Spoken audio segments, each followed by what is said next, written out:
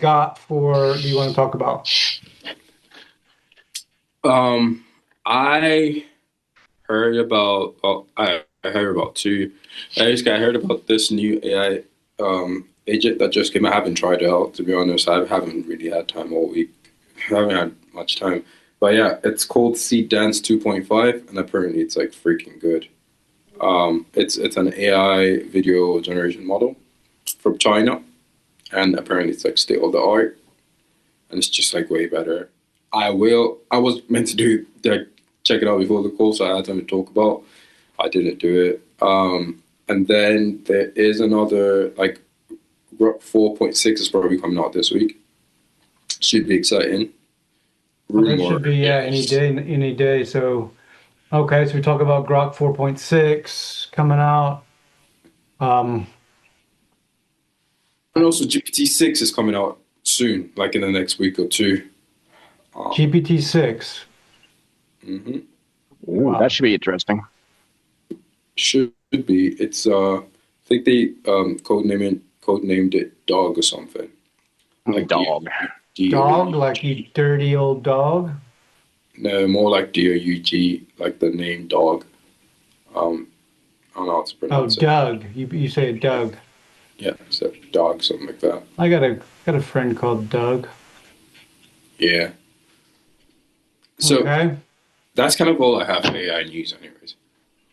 I still like the open models. I mean, I kind of like beat that horse to death, though. Um, hold on a second, gents.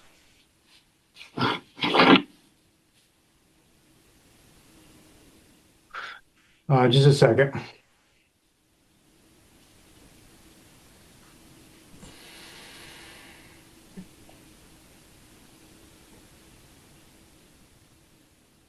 Oh, I found that AI. So I'll talk. I mean, I could talk a little bit about the business side. I've got the Turfscapes project still going, still like it still works, but like I'm getting incredible pushback from the people who are actually using it. Um, What's the pushback? Yeah, I want to hear about that. That's a good topic. yeah, we'll talk about that. Yeah.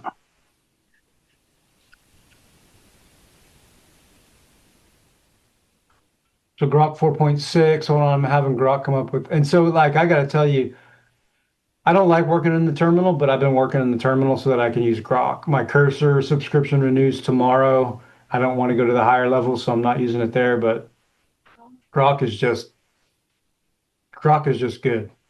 It's really solid, right? Grok is really solid. I don't know what about it is. Like at one point, it just like I was asking it about a, and we could talk about this in the podcast. Maybe I'll just shut up and we'll talk about it then. Yeah, we'll So get your Grok. So I got a topic list. I'll put it in the chat. You guys can see it. Okay.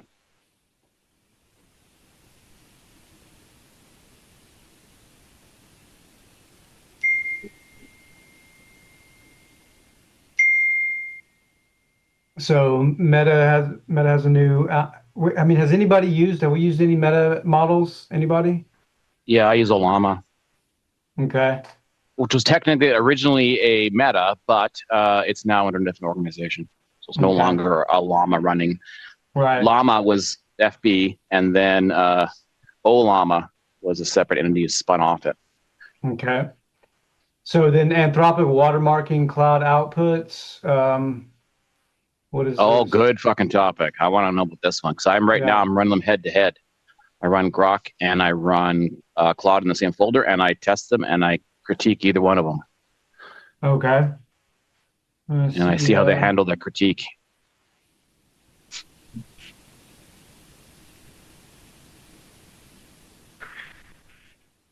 AI mapping schizophrenia genetics. Oh, I got a topic. Oh, I got a man. topic. That's scary. No, it's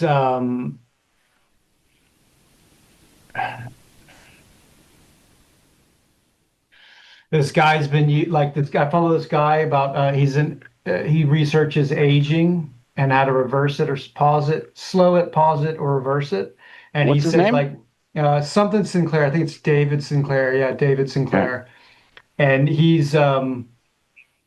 said like they were able to do something in a couple months that would have taken them 10 years thanks to AI. Yeah. And Wow. dude, like I think we're on the cusp. Yeah, Wow. I'll bring in that.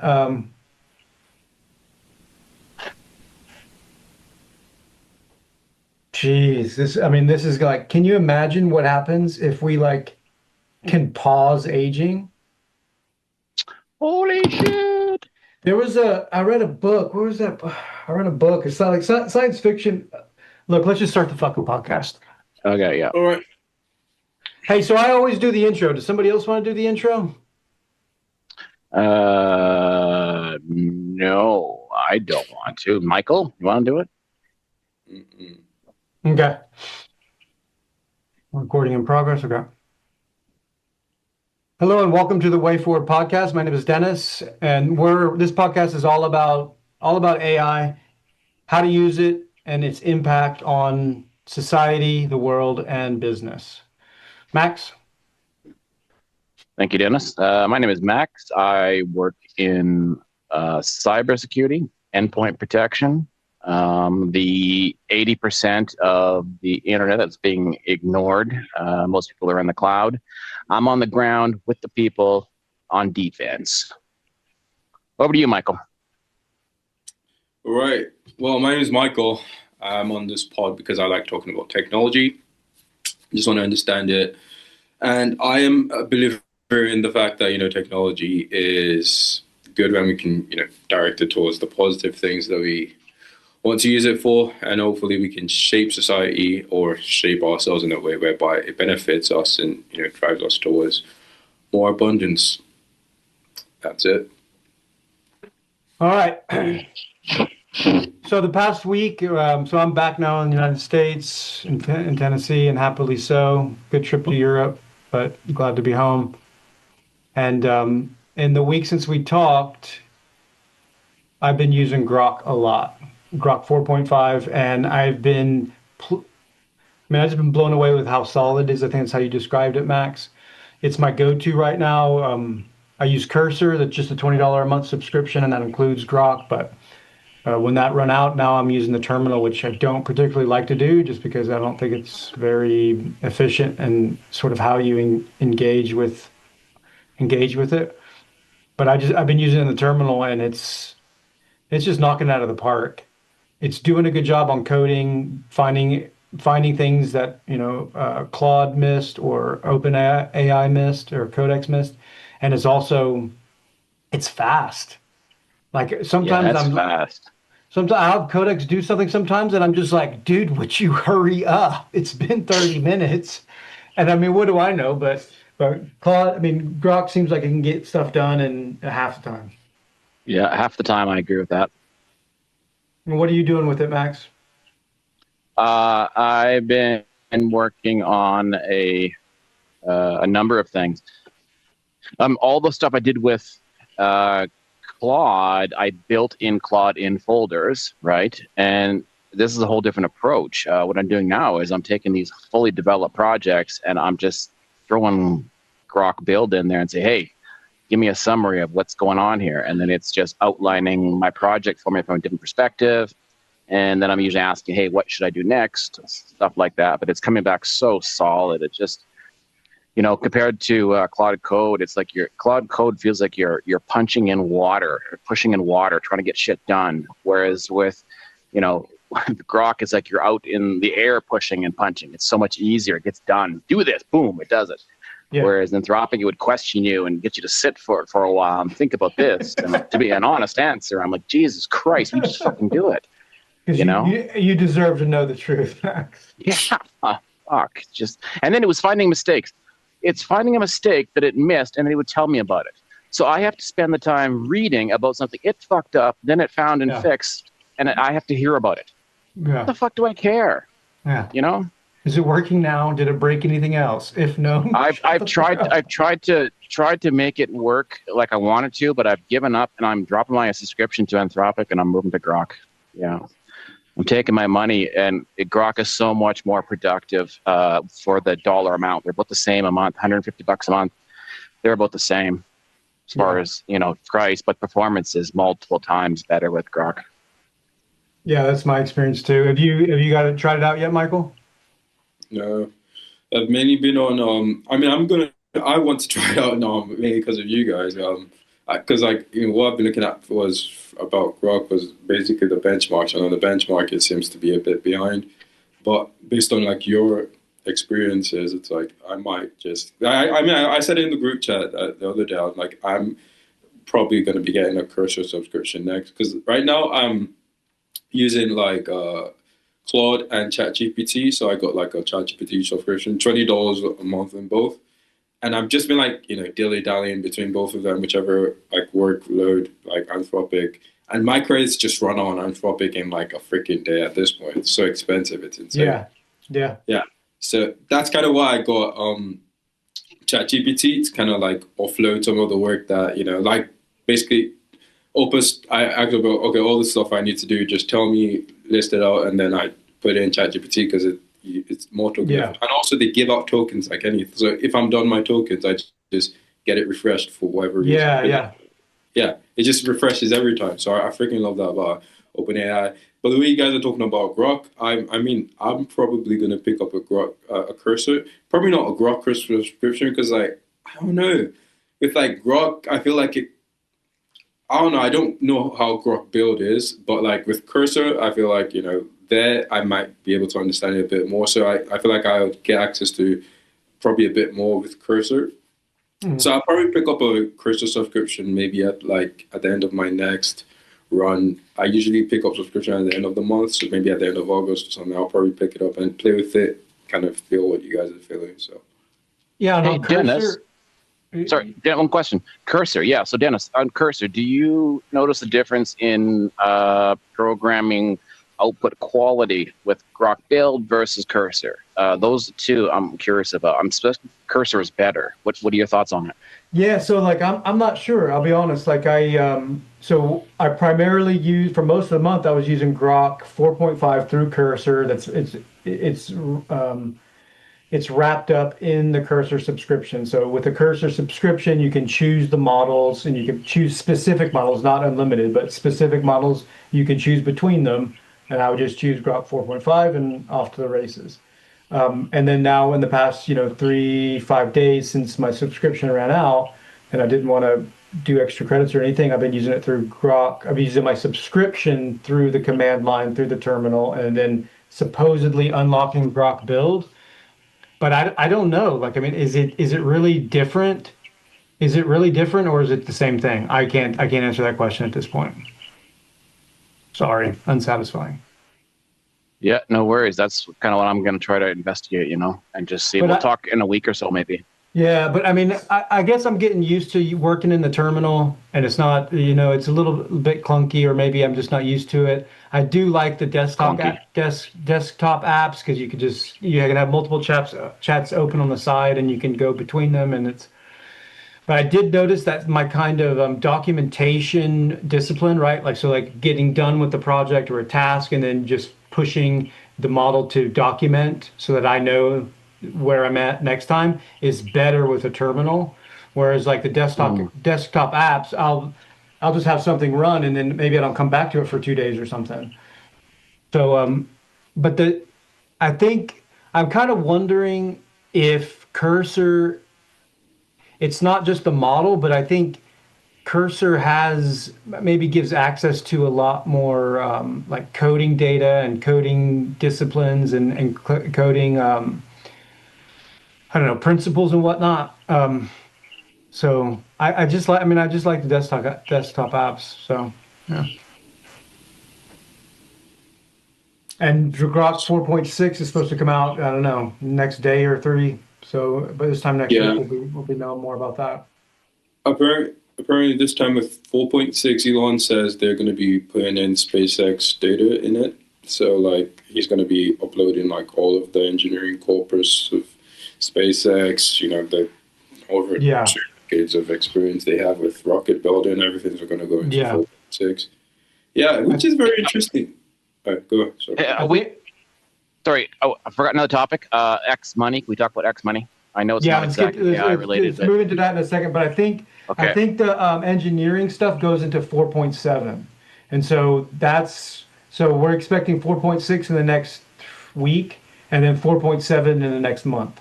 So he's doing a bam bam, and 4.7 is supposed to have all of X SpaceX's engineering data, and Elon's claiming that it's going to be the best engineering model out there. oh, that'd be so cool. Dude, it could be freaking like Oh, crazy legit, I'm huh? so excited for that. Yeah, Yeah. Yeah, There's something going on with Elon, man. Like he's I locked want to in. talk And about this. yeah, I think it's just he's about locked in and he's thinking parallel, man. He's running parallel. dude. Like he's just gonna like I think OpenAI and Anthropic should be like everyone's worried about Google. I'm like maybe you should worry about Elon, but hey, I yeah. think so. I think he's gonna. I mean, I think he's our Tony Stark. If you guys like Iron Man and That's that right. kind of He's the stuff, Tony Stark. Yeah. he's a Tony Stark, and I'm not going to bet against him. And I think he's a force for good. I think he means well. I'm a little bit concerned about something, and it's going to sound like a little detail, but maybe a year ago he was talking about how we need to like make humanity a post Earth or an extra Earth species, meaning like get off planet, right? Yeah. Now he's talking about the importance of expanding consciousness to other places, not humanity, consciousness. Oh yeah, it's a And big difference. that's not, it is a big difference. It is a big difference. One Yeah. allows you to genocide an entire people and the other doesn't. What do you mean? Can you explain? I'm not sure. Because if you're like, I mean, we're humans, obviously, and you know, part of being a human is wanting your species to continue, stuff like that. And that was his main thing is like, look, we got to get off planet because that way we just increase our chances of survival. If there's Yeah, like disaster on Earth and then all our eggs are in one basket. Okay, it's a great idea. But if there needs to be a team of people working on that, right? And he's working on it. Great. Yeah. yeah. But now he's changed the way that he says it. He's said it a few times, and it's not making humans extra planetary. It's expanding consciousness into the solar system. And so Which could result in us actually going to Mars in our conscious somehow. exactly, it could Transporting be there. like if we decide like that a robot is conscious, that can be sent. That can be Yeah, we made do that now. extraplanetary. Yeah, we do that now. So I don't claim that he's doing anything crazy, but it's just the language opens it up. It's like, was it iRobot or whatever? Like, or this idea that if a robot's directive is to keep humanity safe or something like that, and then it can maybe like somehow logic its way into, well, the only way to keep humanity safe is to, lock them down into places where they can not leave, imprison them basically. That will keep them the most safe. And so it has this directive of being this good, noble directive, but then it just logics its way into something that is dystopian. And I Oh, think, fucking hell. talking about expanding, sending consciousness out into the solar system opens up that possibility more than like making humanity extraplanetary. Rather than sending our biology, we're going to send our mental Right, or telepathy, psychology. psychology. Yeah. I mean, yeah, fair point. I think he's just building in like such a sci-fi future. Yeah, He's so far ahead. It's like, ooh, like it's so hard for even like regular like business like well-grounded investors to even like clock it because like for you to understand what he's building, you have to be in like sci-fi world for you to yeah, actually like You do. You put have to everything understand where he's together. coming from. You got to know, hey, he's talking like 20, 30 years in the future most of the time. Yeah, like because like the AI satellite thing of like AIs that's like a Dyson sphere, and like the only way you understand Dyson sphere is if you feel like you've been into like the sci-fi world of like like a sentient like the sentient sun. He uses words like that, like making our sun think, and that's like disconstructing the moon to make fucking AI chips, and then using the AI chips using like a freaking launcher on the moon to like launch them towards the sun. It's like this is so sci-fi. It's like it's beautiful because yeah. like we actually have a real human that's building it, not like in the movies, but it's also scary because, like, dude, I thought that was 200 years away. This guy's bringing Right. it to Pump the brakes, bro. yeah, like yo, yeah, but yeah, All cool. right. So X Money Max. Yeah, whoa, dude, I saw that. I'm like, oh man, I want to move to the US. So yeah, so I just got it. I don't. Yeah, I mean, I guess you pointed out the other day that it was. Um, sorry, I just got to check this message. So I just got it the other day, yesterday, I guess, and I saw your message that it's yeah, you get 6% interest. Yeah, that's interesting. I mean, obviously that's cool. That's a good thing. What else about it? What else about it? That's the main thing, I think. But it's just the fact that um, I right now am trying to work on a system. One of the systems I've been building is what I call this dashboard. And what it does is it goes out to all my online accounts, bank accounts, credit card accounts, whatever. It goes out to them, gets to the login pages. I'm trying to get it to log in quickly. I got like 10 of them to do.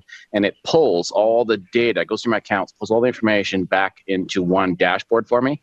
And it's really difficult to do because all these different institutions have different protocols, APIs, all this crap. And so it's a real pain in the ass to set up. But what I want is I want that to move seamlessly, right? And that's what I've been building with it, right? And so when I heard that he's opening finance, I'm like, holy shit, I could ditch my old fucking world banks and I can get on with this and it will be seamless. It'll be Oh, API, it'll be right. whatever, right? And so that whole system will fall into place if I start following Elon with the money, right? Okay, got it. Yeah, I remember you saying, a month or three ago, like having some struggles with banking. Exactly. So this was like, oh, Elon. I believe what Elon says. I mean, I like the way he thinks. I like the decisions he makes much more than the people who control the currency in my country. Yeah, Right? right. It's that simple. I trust Yeah, him more than them. yeah, fair, fair. And probably rightfully so. Yeah. Do you guys think he's gonna create a competing product that can like rival the banks and stuff? That can what? Rival the banks and like I mean, I don't know. Like the thing, because the thing about a bank is that it's got like there's a lot of legislation behind it, meaning like FDIC insurance. I don't know what you guys call it in Canada, but your deposits Yeah. are insured up to 250 CDIC. grand. Yeah. Yeah. And so it's like, Worth a well, 100,000. yeah. So there's things like that that are institutional and systematic that benefit the banks. And I think there's going to be a swath of people who are hesitant to use something made by Elon Musk, no matter how fast or cool or easy it is, until there's those kind of safeguards in place. Like, you're not going to put $100,000 on an X money account if it's not insured I in would somehow. if I had $100,000. Yeah, yeah, right. I'm just saying, but you're also like said before, we're like tip of the spear in terms of That's right. We're fringe. adoption. We're fringe near the innovators. Right. So But the bulk of people are going to move a lot yeah. slower. Did you guys hear about the? I mean, this is not a little bit off, maybe a little bit off topic, but the Bitcoin heist. It was Cold Card, I think, which is a hardware wallet. And Yeah. so, do you know much about Bitcoin, Michael? I mean, not really. No, no, Okay. no. Do you know what a seed phrase is? A seed phrase. Yeah. No. So it's either 12 or 24 random words that, so if I have my seed phrase from my Bitcoin wallet, I could delete my wallet off of every device that I have, and then I can input that seed phrase into any other device, and poof, there's my wallet. Okay. And so I think it's called Cold Card. What is it called?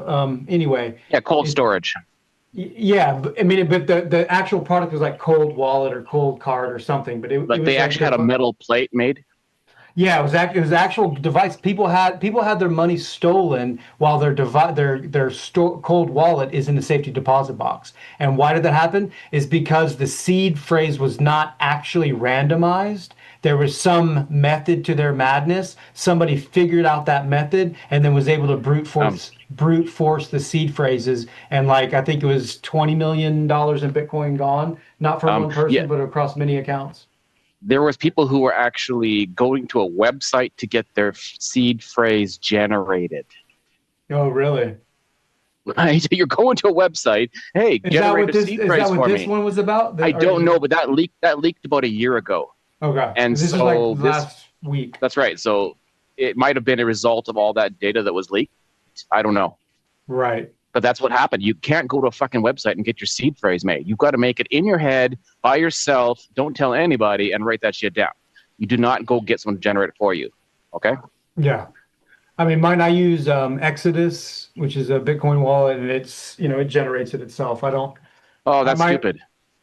Dude, that's well, stupid. I don't It think it's generates it and stupid. has a file of it, and you got to generate yourself. If you I don't, don't you're think just, you can. you have to be able to generate yourself. If you're not, then they have a copy of it digitally on their server. It's a low security move.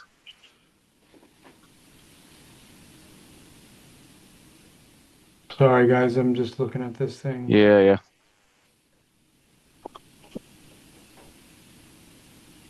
Sailor, what the hell is that? Okay. Michael, what are you working on? Um, yeah, I'm working on work right now. Yeah, so just work. But I have a question about Bitcoin. Real quick. I try to understand this Bitcoin thing, but like, I don't know. I don't know where I stand on Bitcoin exactly. Because like a year or two ago, I thought it was like pretty useful. Digital currency, cryptographic technology, unhackable, that stuff. It's pretty cool. I don't know. At this point, I'm kind of like at the point where I'm like, I don't get it with like these digital currencies anymore. Like, what is the actual like use in terms of like so apart from like not being hackable and like being controlled by a government, which is like it's for some people it's great, Yeah. but like apart from those two things, I don't really get it. Maybe I get like you guys' opinion on it. Like what? Because like this is what I understand. It's like crypto is outside the control of the government. More cannot be minted by anyone, which Some of the means that cryptos. yeah, Yeah, it yeah, depends the crypto. yeah. Let's talk about Bitcoin, right? Like Yeah. Bitcoin Okay, yeah. cannot be minted more.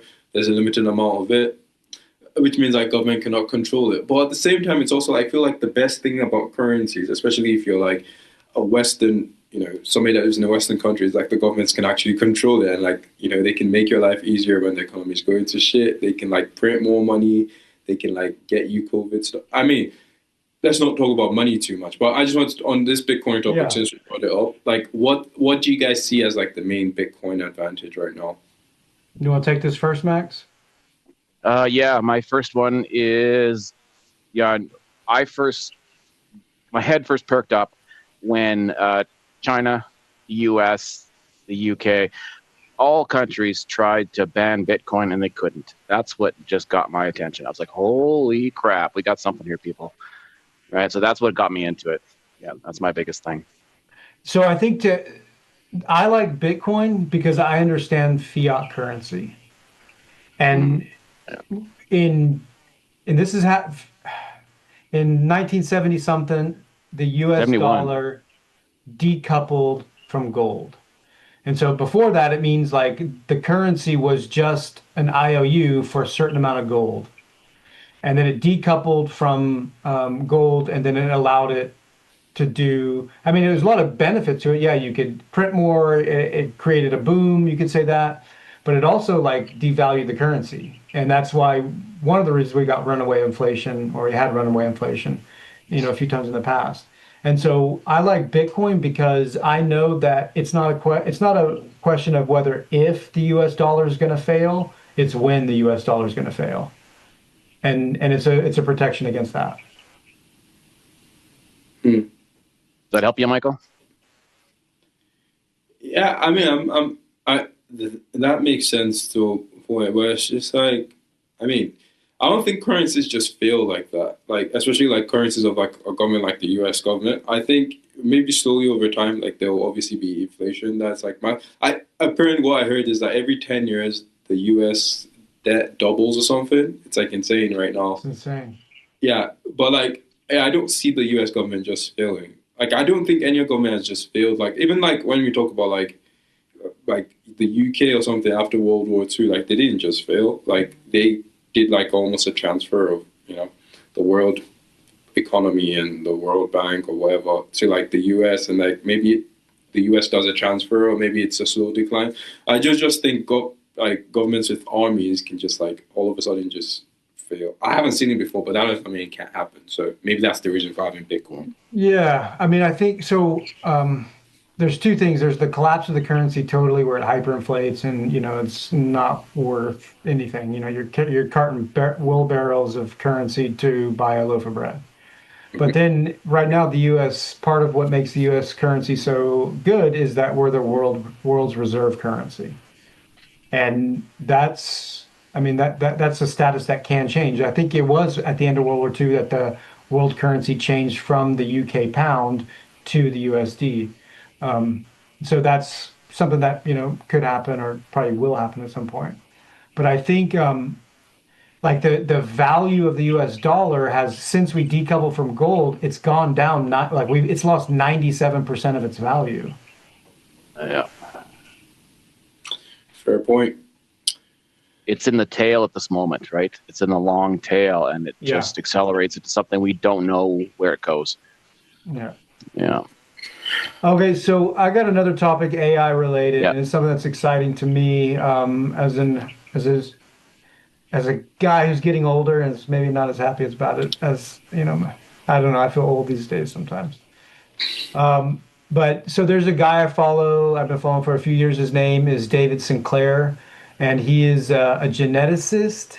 And so he's famous for something called the information theory of aging. And basically, the long and short of the theory is that as DNA information degrades in the human genome, that's what causes aging. And so he was on Joe Rogan this week, and he was talking about how he was able, like, how AI was able to help them accelerate, research. Like, literally, he said, like, compressing, like something that he said would have taken 160 years of traditional effort by human beings to compress it down to a couple of months. And that he was able to, and the kind of the product of that is 200 small molecule, I don't really know what that means, but small molecule candidates that are now going to go into human testing that would help either slow down aging or pause aging altogether. It's some kind of like key in that formula that he's working on. So I think about that, like 160 years of effort compressed to a couple of months. This is insane. Yeah, it's pretty cool. I'll ask this question. It's a bit rough, but do you guys want to die? I don't want to die, no. I mean, I've accepted, and it may sometimes more, some moments more than others, but I've accepted that I'm going to die, but I don't want to die, no. Like, if you could never die, would you choose that? Like, never die. Just stay your current age or reverse an age? And so, like, I wouldn't, I mean, am I immortal? Like, if there's am I impervious to, am I bulletproof? Like, or is it just I wouldn't die from old age? Like, I could die from like just an accident. aging. Nothing. Like, you Yeah, can still I'd be okay with that. Huh. Yeah. I mean, as long as like my. What about you, kids- Michael? Would you choose? I don't know yet. I think I've always, with the coming of AI and everything, I always thought I was going to live to 150, maybe 200 for sure. Because I just thought we were going to solve Yeah, aging. man, I believe it. Okay. Yeah. Like, I just Yeah, think buddy, I we're believe going to that solve too. aging. I don't know if Hello, baby. Yeah. So it's like, I don't know if I never want to die though, because I feel like there's something about life that is like the moments just feel maybe a bit better, just knowing that, like this is the last time I'm going to be in my 20s, and maybe this is the last time I'm going to be in my 30s, the last time I'm going to be in my 40s. There's just something that's like, very precious about knowing that and like cherishing that over like, dude, I have 1,000 years. I'm chilling. Yeah. Jesus. I mean, there's something to that. It would revolutionize what it means to be human. It would revolutionize society. It would be maybe the ultimate game changer. Yeah. Hey, speak of that, things done really quickly and really fast. So I have something here I can show you guys. I may have mentioned it before, but it was like a software for my business. And I planned this for quite a while now to make this program, but it would have taken me, you know, it would have taken me probably, I'd say, a year of coding, like 8 hours a day, trying to figure this out. And it did it for me in 29 minutes. This was the program I built for me, right? So my dashboard, right? I got my jobs, right? My clients list, trips, RF tools, invoices, settings, but that's basically all I kind of need. And that will replace my QuickBooks. That'll replace my two apps, right? I'm designing it to, fit the exact niche for my business. But like I said, what's interesting is just it blew my mind because it would have taken me a year to program this whole thing, and it did it in 29 minutes. That was a freak for me anyway. I was freaking. All kinds of cool things, like, for example, I work sometimes in dark rooms, so I need the night view. If I go outside, I need to work outside, boom, I need day view, just like that fast, right? I can switch the software with a push of a button. That's a really nice feature that I wanted. What do you got in leads? So how do you get data in here? Is it all manual? Like, but for leads, like, do you have anything automated? Like, are you gonna push data into here Yeah, automatically? so I'm trying right now I'm gonna switch phones. I'm switching from Apple to Android because Apple's a fucking pain in the ass to get your data out of. So I'm gonna switch to Android, move my SIM card over, my contacts, and then it can pull daily when I dock my phone all the new text messages, my new notes, and then it puts them all categorized under each client. So it pulls text messages, it pulls phone calls, it pulls emails, all of it, and it aggregates under my client files here. Yep. And then you can, if you wanted to, you could have an AI agent in there that could read that, and you could interact with the agent about, hey, I need an update on this client. Where are we on with this client? Yeah. That's awesome, dude. Looks cool. Yeah, it's coming. Yeah. Okay, so what else we got? Yeah, so I've had, so as you guys knows, I've been building an estimating tool, estimating proposal tool for a chemical lawn care company here in Tennessee. It's gone well. I mean, I wouldn't say perfectly, like there's definitely been some bumps in the road, and I've made some goober mistakes that, had to eat crow. That you learned from. Yeah. But like I'm still surprised. I'm surprised because I'm getting a lot of pushback from the primary user of the tool. And it's not, it's just how it is. It's human beings don't like change in general. At least that's my understanding. That's my belief. And even though like this is meant to make life easier for, it seems like sometimes, it almost seems like she's would rather just not change and just have things stay the way that they were. Laggards. Yep. So what's like the main what's the main sticky point then for like what she's saying she doesn't like in terms of processes? So and this is an artifact of their business, how they do business and things like that. But so we all know what scope creep is. Yeah. Yeah. Can you explain, please? So scope creep is you say, okay, I'm going to make this thing, and this is the scope of it. We're going to do A, B, C, and D. And scope creep is where after you start, the client says, well, what about E or F? Okay. Or what about A1 and A2? And so this is probably the ultimate scope creep.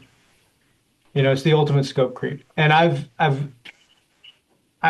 knowingly accepted that, and I'm knowingly okay with that.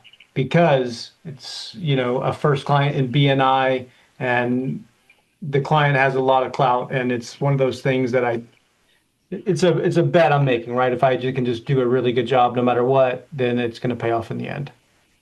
Yeah. But a lot of the issues is that like they have rules in their business about how they quote things, but almost every rule has an exception or two or three.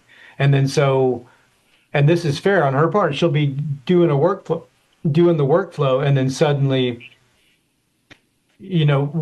she's presented with an exception, and then she's got to kind of go backwards and redo something, or send something another way. So Yeah. it's primarily like her, like legitimately, like sometimes there's bugs and the thing's not working the way it's supposed to be.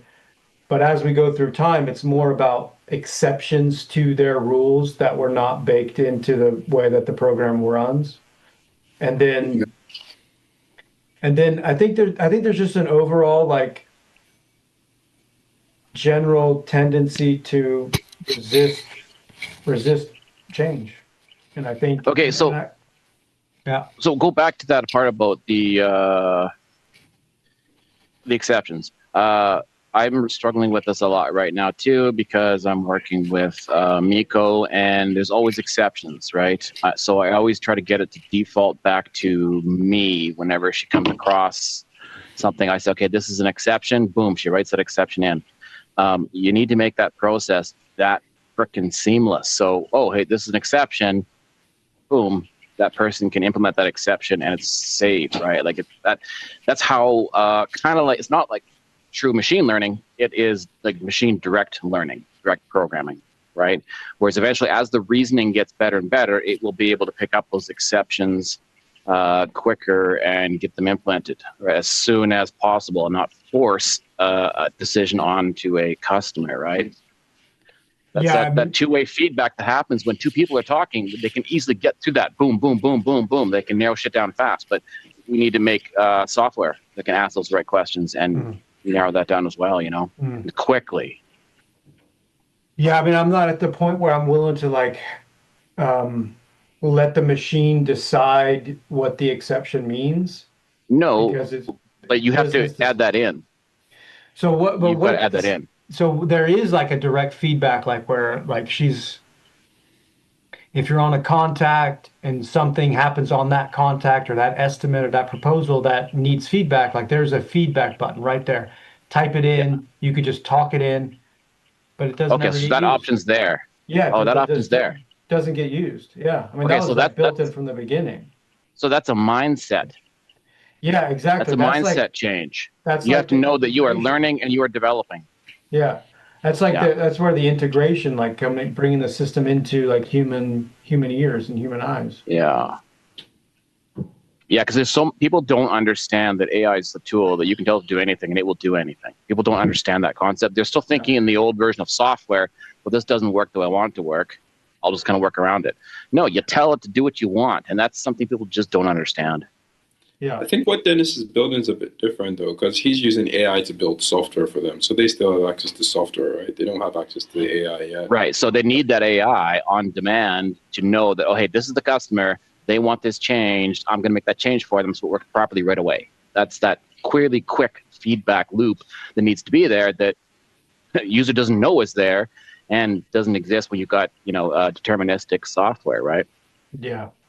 I'm not. I'm Like a not. chat bot or I'm not. something. I'm not willing to do that at this point because it just seems like if it, No, she you know already what I has it. mean? She has the system. She already has the system. She's not using it. It's a But user no, problem but at the this point. feedback system doesn't go to an AI. It goes to me. Oh, I see. Right. It Okay. Yeah. goes to So me. it's So you. it's like Yeah. direct. Like I'm gonna use.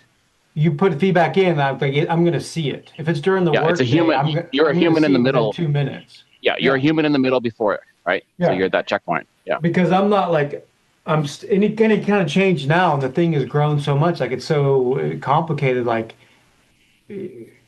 any change needs to make sure that it's ecological. It's not gonna break. Hey, I fixed this, but I broke three other things, and Yep. I'm just not willing to give AI that capacity at this point. I mean, I've got like Yeah. a Hermes agent running that can diagnose, but I'm not willing to let it. But is it giving you solutions? Like, does it give you go to the problem, diagnose the problem, give you the solution, and let you do a quick check on it? Like, hey, Dennis, here's Yeah, the things I want changed. This is what I'm changing. yeah. So it You will, know, if a problem comes reduce up, your analyst time, your yeah. cognitive time. So if a problem comes up, yeah, if the problem comes up through one of the like official channels, like through this feedback button Feedback, yeah. or then yeah, it'll diagnose what's wrong. It'll recommend a solution. But the way I built the feedback agents is that the agent that diagnoses the problem cannot fix the problem. It is Oh, good literally call. forbidden Yeah. to fix. So I can look at it, I can diagnose with that, and then I can take the handoff and take it to the mechanic, and he can fix it. What kind of process does that, how long does that take? Well, Like, how like short could that be? I mean, if the official channel's used, then they could be diagnosing within seconds of a Slack message. And then, however complex the problem is, however long it takes to diagnose it, and then I will always gonna go back and forth with it to understand, make sure that it's understanding the human feedback correctly and understands the problem correctly because the human feedback might be shorthand. Hey, this chemical renovation is a discount neighborhood and the minimum doesn't apply. That makes sense to me. It'll probably make sense to an agent, but there's a chance that the agent will misunderstand it. So I first make sure that it understands the problem correctly. And then once the handoff is clear and done and written, then it's just a matter of sending it, or not even sending it, but telling the mechanic that there's a handoff waiting for him. Yeah, you don't really want that closed loop to be without you at this moment because if Correct. the AI is misinterpreting stuff, then it's just building, and you're like, oh my god, and then you could be. I mean, So- this happened. This happened. I mean, I said like at the beginning there was like kind of some mistakes that I made. Yeah, 100%. One of them was so this business is using a Google Sheet as their source of truth, right? And we're working on developing a database, and that's going to be another build and another build fee. But meanwhile, they're using a Google Sheet. Okay, that's fine. But I wanted to back up the Google Sheet while I was working on something else, and so I told Codex to back it up. And I thought it was clear that it meant the Google Sheet, but it actually backed up the tab inside the Google Sheet that I was working with. So it basically made a duplicate. And then for a week, the business was inputting all of the business details into the duplicate. Meanwhile, the app is still reading the The non-duplicate. Yeah. And then so it was actually happened in France like the second or third day. No, the first night I was there. Thank God I had jet lag, so I woke up at like 2 o'clock in the morning, and then I see this email, and that's what led me to figure out what was going on. But it had basically drifted for a week and so there, like the data was not matching up, and that was because I made the assumption that the word "it" was clear in that context. Yeah, it's the thing about, man, the more context the more details you give it in the context, the better, right? Yeah. I do that too once in a while. I test to see, are you listening? Are you understanding that we're talking about this? And Yeah, it gets it after a while, but you can't rely on it. yeah, 100%. Dennis, quick question on you were talking about Hermes agent. How are you finding it so far? Because I actually want to hop on the bandwagon. I just, I'm just waiting for like all the first movers proper to like kind of play with it. But like, how are you liking it? Oh, sorry, it's thunder. I'm similar to you. So I've got it like as this diagnoser, and it's able to find issues in the system, and I can work on, kind of basically solve them through Telegram. But at this point, I'm not. I guess I'm kind of underwhelmed, and maybe my expectations are too high, or probably like I'm not being creative enough with it to really find a use case for it and really run with it. But right now, I'm just like meh. Yeah, I'm meh because I mean, it's not anything that I can't do. Not that I can't do, but it's not anything that I can't get done with an N8N workflow. I use N8N less and less every day because it's becoming obsolete. But at the same time, like all this thing does is it just wakes up every 10 minutes and checks for errors. Or if there's a Slack message, then it gets alerted that there's an error. and then it goes to work to work on the problem. That's But cool. Cool flow. it Yeah, is, I mean, it's a cool use case. It is. I don't know. I'm trying because to jump on the bandwagon too because I think it's the future. yeah, that makes sense. Because in Claude, I'm using this feature called Dispatch. It basically, so I have like a Yeah. remote like a computer that runs, and then Dispatch is just like kind of goes into Claude code and just like makes sure everything's going good. So that's kind of what I've been using for like remotely controlling my PC. It works. It just doesn't have context outside of the computer, outside of Claude code. My bad. And I've been looking into like maybe OpenClaw or Hermes to like actually have like full computer control. Just I don't want to go in early, man. Like I remember like you said you went into OpenClaw early and you started sending emails or something. I was like, dude, I don't Yeah. want that. It wouldn't stop. Yeah, I had to nuke the VPS. yeah. But I don't hear people using OpenClaw really. I mean, maybe it's just as you were saying last week, Max, we all kind of have our own versions, like the algorithm and whatnot. Maybe it's just my algorithm, but I don't hear people talking about OpenClaw very much anymore. It's all Hermes right now. Yeah, I think people stopped talking about OpenClaw after they got acquired. Like they got acquired by OpenAI for some reason. It's like Yeah. everybody just like moved on or something. So it's like it's interesting. Everybody, I thought that was gonna be the hottest app all year. Yeah, but yeah, everybody just kind of stopped talking about it. So So here's something interesting that I was listening to today. So Cloudflare I think they're going pretty hard on agents and stuff. Um, and but one thing that they are making possible, or that's coming possible, is that so basically charging agents to crawl a website. And it's not just any website like, my cleaning page website or anything, but a website that might have some kind of useful data on it or things like that, like charging them a fraction of a cent every time they crawl it to gather information. And then we're not there yet, I think, but or maybe we are, but agents will be able to use some kind of credit card. Or if it's not a credit card, maybe it's going to be some crypto or something like that that can be recharged over time. But yeah, we're coming into the era of agents making purchases.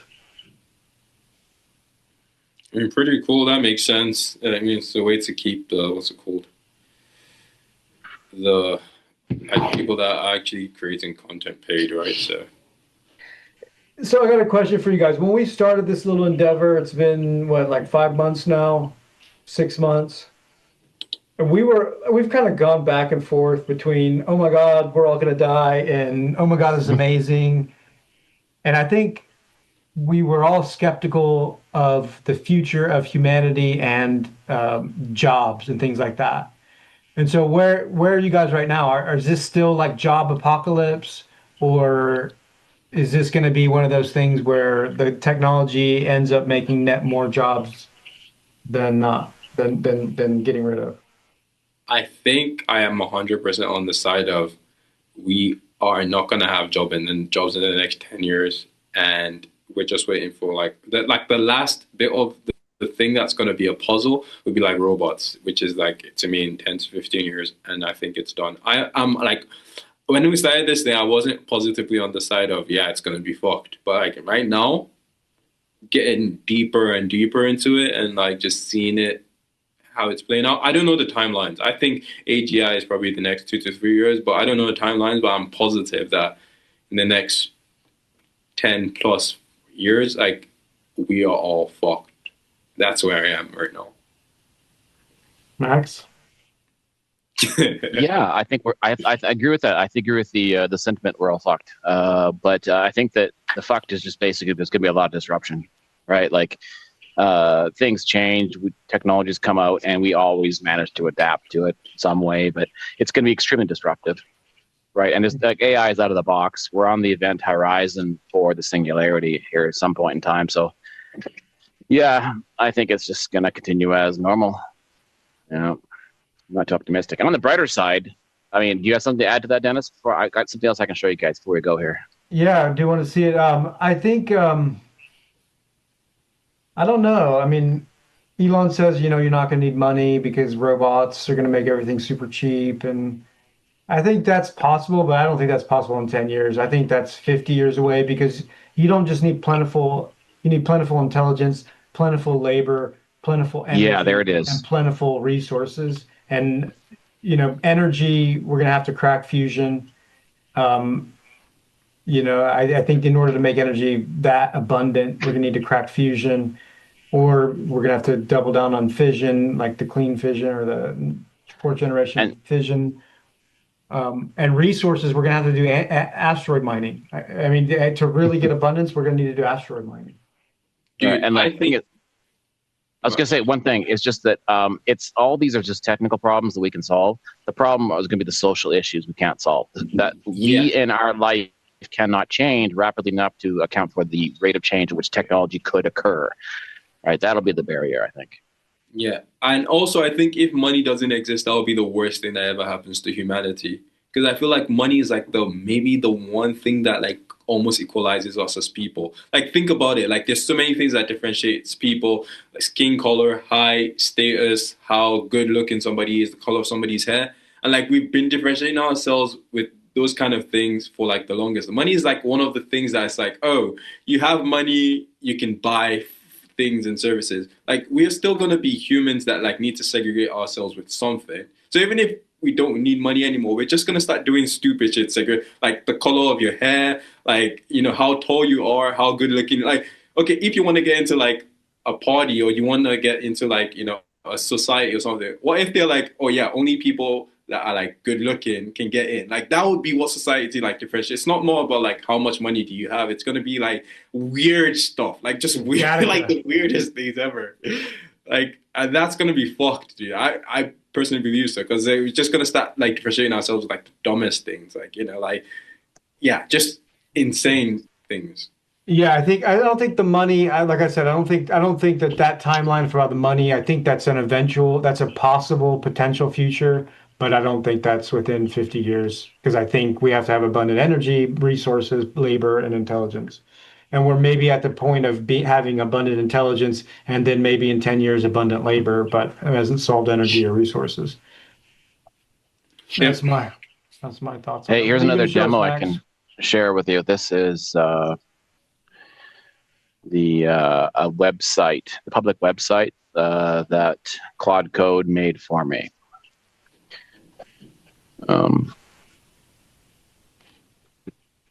So I tried to get it to kind of. It's supposed to look like a back of a trailer, a truck trailer. The doors. Yeah. You open the trailer. So put your password in, and then boom, the trailer opens, and now you're at the lab door, and then you put in your lab code, and then boom, you're into your dashboard where you can load your projects and you can see where the truck is and bookings and all that stuff. Dude, that's cool. That's cool, right? That's Yeah. really cool. And you can seal the doors. You can log back out. Isn't Dude, that's cool. that cool? Yeah. So Yeah, when they I go to do the like actual it. real truck in the morning, they'll open the back doors up, drop the ramp, and they go in, punch their code, and boom, then go in. Right in the real world too. Pretty cool. Well, yeah, so the status on that, so you're building the code, you're building the idea, you're building out the principal logistics of it. I mean, Yeah, eventually the question of money is going to come up and where are you going to get the that's money? right. Exactly. That's what I also got a team working on. Yeah. Okay. What else do you want to say about that? That's it. That was it. That's all I got. All right. Anything else, gents? Nope. All right Keep then. trucking. Yeah, keep trying. So a couple things. Max, check for YouTube link. Oh yeah, I Uh, should allude to you. Yeah, exactly. Okay. and two, are we okay with this to be the normal time? On Tuesdays? Yeah. Okay, sure. I am Michael. What do you? I have no problems as long as it's like past 12 p.m. because like yeah, work and stuff. I'm down. I'm okay with 12. I'm okay with 1. Okay. Both okay for me. Yeah. Okay. Max? Yeah, Okay, that so works then too. let's just do 12 o'clock then. 12 o'clock y'all's Okay. time, Tuesdays. Sure. All right, gents. Okay. Good All right, chatting with you. gentlemen. Be well. See you later. Yeah. Bye-bye.